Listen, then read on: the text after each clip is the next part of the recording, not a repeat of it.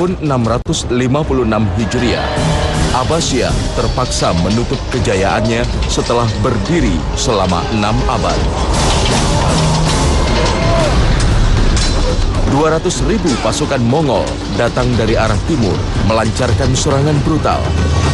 Tanpa kenal belas kasihan, mereka menghabisi seluruh muslimin di Baghdad. Lebih dari itu, mereka juga membakar dan menenggelamkan karya-karya peradaban Islam di Sungai Tigris, hingga air sungai menjadi hitam akibat lunturnya tinta pengetahuan. Muslimin tidak pernah menduga inilah masa yang dicatat sejarah sebagai masa awal kemunduran peradaban Islam. Satu persatu, wilayah-wilayah muslimin ditaklukkan Mongol pimpinan Hulagu Khan. Kebuasan bangsa Mongol menjadi momok menakutkan bagi seluruh umat muslim saat itu. Namun tidak bagi seorang Saifuddin Qutuz yang berani mematahkan mitos di masyarakat bahwa bangsa Mongol tak bisa dikalahkan. Dialah orang yang kemudian dilahirkan di muka bumi seakan memiliki satu tugas kemudian wafat. Tugas yang sangat besar, yaitu mematahkan mitos bahwa pasukan Mongol, pasukan Tatar, pasukan yang tidak bisa dikalahkan. Membumi hanguskan negeri yang mereka masuki manapun negerinya. Tetapi dengan Saifuddin Qutuz, maka dialah orang pertama yang bisa mematahkan mitos itu, dan Saifuddin Qutuz berhasil mengalahkan pasukan Mongol. Nama aslinya adalah Mahmud bin Mamdud. Namun sejarah lebih mengenalnya dengan nama Saifuddin Qutuz yang berarti singa yang garang. Tak heran, sebab keberaniannya serta perjalanan hidup yang keraslah yang membuat ia lebih dikenal dengan nama Qutuz. Awalnya, Qutuz lahir dari nasab bangsawan. Keluarganya adalah pemimpin di wilayah Khwarizm pada masa dinasti Abbasiyah. Oleh sebab itu, Qutuz kecil diasuh dalam didikan istana. Ia belajar agama, kepemimpinan, serta pengetahuan lainnya di sana untuk disiapkan menjadi generasi penerus. Namun, belum lagi ia merasakan kepemimpinan, wilayahnya mendapat serbuan buas dari pasukan Mongol yang ingin meluaskan kekuasaannya di wilayah muslimin. Wilayahnya habis diratakan oleh pasukan Mongol. Beruntung, ia dapat selamat dari kekejaman pasukan pimpinan Hulagu Khan. Ia menjadi tawanan untuk kemudian dijual sebagai seorang budak. Nasibnya berubah. Dari satu tangan ke tangan lainnya, Qutuz, sang anak bangsawan, diperjualbelikan layaknya barang. Namun perjalanan hidup yang berat inilah yang menempa pribadinya menjadi sosok yang tangguh. Qutuz. Hingga takdir akhirnya membawa ia sampai pada tangan pemimpin muslim di Mesir. Di tempat inilah, ia kemudian dibebaskan dari perbudakan dan kelak mengawali kebesarannya. Saifuddin Qutuz sempat menjadi budak, sangat rendah, sangat jatuh. Tetapi itu tidak menjatuhkan keinginannya, tidak menjatuhkan harga dirinya, tidak menjatuhkan semangatnya. Mungkin miskin, mungkin tidak punya, mungkin sakit, mungkin tidak berkesempatan, dan seterusnya. Tetapi tidak pernah hilang semangat dan imannya. Itu yang terjadi. Maka mari kita pegang kalimat Rasulullah SAW. Kata Nabi, "I'malu fakullun muyassarun lima khuliqalah." Kata Nabi, teruslah berkarya, teruslah beramal, teruslah bekerja, karena setiap kalian akan dimudahkan menuju takdir masing-masing. Setelah berhasil menaklukkan Baghdad, Hulagu Khan, sang pemimpin pasukan Mongol, semakin lama semakin percaya diri untuk meluaskan kekuasaan. Syam, Aleppo, Damaskus, Palestina, dan Mesir menjadi kota tujuan selanjutnya. Umat muslim pun semakin ciut nyalinya menghadapi pasukan Mongol yang barbar. Kebanyakan mereka lebih memilih menyerah daripada harus menjadi korban pasukan Asia tersebut. Qutuz yang menjadi saksi atas kekejaman pasukan Mongol merasa sakit hati dengan tindakan mereka. Apalagi wilayahnya Mesir juga menjadi tujuan Hulagu Khan untuk dihancurkan. Tak ada jalan lain baginya kecuali dengan perlawanan. Umat muslim harus bangkit melawan kebrutalan Mongol. Ketika sudah sampai di Baghdad, dan di Baghdad pun sudah terjadi kelemahan luar biasa, pengkhianatan internal, maka kemudian hancur Baghdad sama sekali. Setelah itulah maka nyaris seluruh wilayah Islam saat itu, setiap Mongol masuk, itu nyaris tidak ada perlawanan. Ya, dia Mongol masuk, kemudian mengancam, memberikan surat nyerah, memberikan surat nyerah. Kalaupun ada perlawanan sebentar, kemudian kalah. Jadi dia seperti sebuah kekuatan baru yang mengejutkan dunia Islam.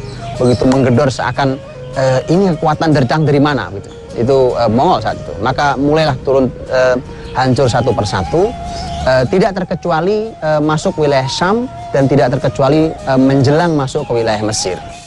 Melihat pasukan Mongol yang bergerak semakin dekat dengan Mesir, Saifuddin Qutuz tak bisa tinggal diam. Apalagi ia melihat kondisi internal Mesir yang juga tidak kuat, seperti wilayah-wilayah Islam lain yang telah dikalahkan Hulagu. Maka ia mulai menyusun rencana untuk menghentikan gerakan pasukan Mongol. Tekadnya dimulai saat ia sudah mengantongi restu dari ulama agar ia dapat memimpin Mesir menggantikan raja yang masih kecil. Kepercayaan tersebut ia dapat berkat kematangan pribadi serta kesolehannya. Qutuz memulai langkahnya dengan mendekatkan diri pada ulama dan masyarakat. Tahiyatun ilaika ya maulaya al-mutaffaru Saifuddin Qutuz Sultan Misr. قد بلغنا ما كان من حرصكم على مصالح ومصائر العباد وإنه ليسرنا أننا نحن عامة وأعيان مصر قد اخترنا من هو مثلكم ليدير شؤون هذه البلاد المباركة ونتحدث إليكم الآن لنعلمكم بأننا نثبتكم على مصر سلطانا بمشيئة الله ومعونته. Ia terus melakukan perbaikan-perbaikan internal sampai masyarakatnya berada dalam satu kesatuan. Ketika upayanya tercapai, niatnya untuk melangsungkan jihad mesti tertahan karena kas negara tak cukup untuk mendanai peperangan. Dalam sejarah Islam bacalah selalu bahwa kebesaran Islam ketika pemimpin dikawal oleh ulama. Kalau pemimpin berjalan sendiri tanpa panduan ilmu agama, maka yang terjadi pasti kebangkrutan sebuah negeri. Saifuddin Qutuz bertanya pada para ulama, saat itu termasuk Al-Izz bin Abdissalam rahimahullah ta'ala. Ketika bertanya, bolehkah saya mengambil pajak dari masyarakat saya untuk pendanaan ini, pendanaan negara? Jawaban para ulama, tidak boleh, karena memang haram hukumnya. Anda mengambil pajak haram hukumnya. Karena itu dalam Islam mengambil harta masyarakat dengan cara yang batil. Para ulama mengatakan kecuali pertama, negara tidak memiliki harta yang cukup untuk pembiayaan negara.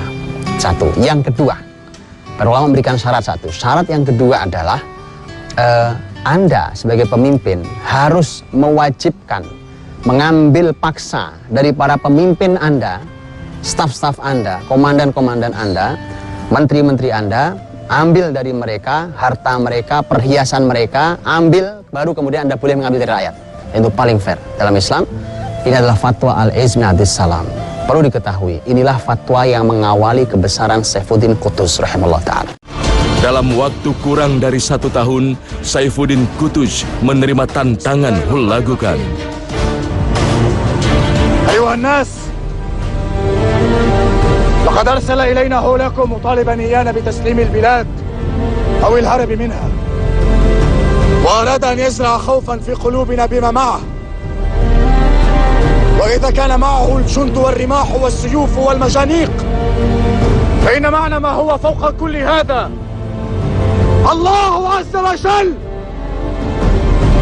وما هذا إلا امتحانا من الله سبحانه وتعالى، فإما النصر وإما الشهادة. الله أكبر. Tanpa menunggu waktu yang lebih lama, Saifuddin Qutuz memberangkatkan pasukannya ke Ain Jalut dekat Danau Tiberias. Di Ain Jalut ini, dua pasukan bertemu tanggal 25 Ramadan 658 Hijriah. Dengan strategi matang, Saifuddin Qutuz bersama panglimanya Ruknuddin Baibars menghadapi serangan barbar pasukan Mongol. Dengan jumlah pasukan yang hampir seimbang, pasukan muslimin yang telah dibakar semangatnya oleh Saifuddin Qutuz berhasil memukul pasukan Mongol hingga mereka lari ke arah timur di Bisan. Bahwa ketika dalam pertempuran Saifuddin Qutuz nanti dia kudanya mati karena terkena anak panah dari pasukan Mongol. Kemudian dia jalan kaki, ada salah seorang komandannya mengatakan, berteriak mengatakan, naiklah ke kuda, jangan sampai kau meninggal. Kalau kau meninggal, maka ini akan menjadi musibah besar bagi pasukan ini. Kata Saifuddin Qutuz kalimat luar biasa. Dia mengatakan, kalau saya meninggal, ini Islam. Bukan karena Saifuddin Qutuz, ini Islam.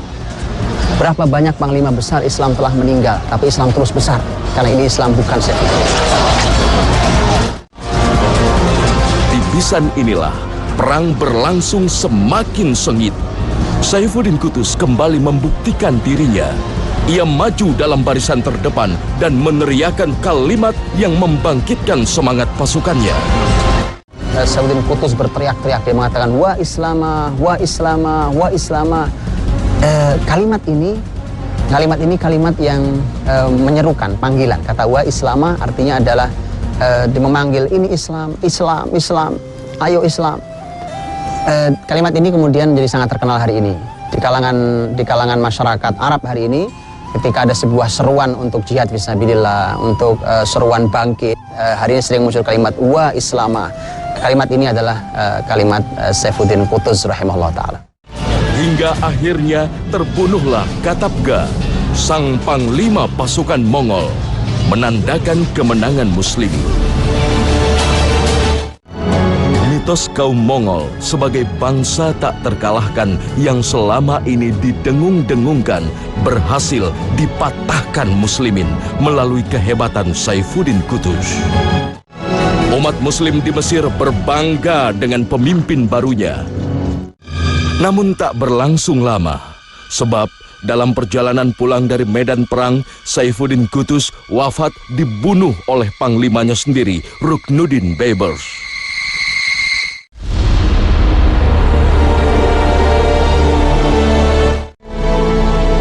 Lihat,